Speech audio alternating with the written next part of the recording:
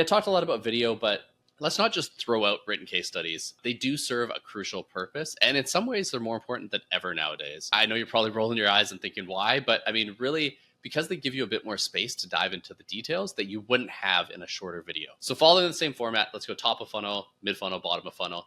For top of funnel, an often neglected thing is your case studies need to have SEO and they need to drive traffic. So this is where you capture people's attention quick. And one quick, easy tip is rename all your case studies to match actual search terms. Sounds simple, you would do this with all other content, but people skip it for case studies. Another one to consider is create quote cards. So that way you can run image-based ad campaigns, kind of doing the same thing as my video example, but in an image format instead. Okay, on to mid-funnel. So this is where you need to arm your sales team with the right ammunition. I mean, your written case studies, they should be modular.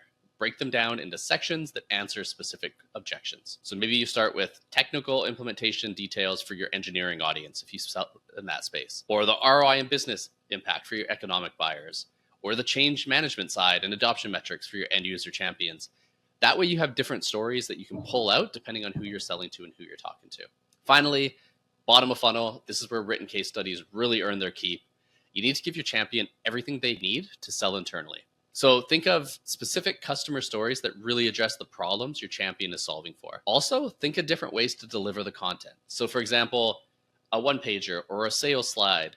I mean, a really targeted one-pager might be what pushes the deal across the line and not a 1,500-word case study.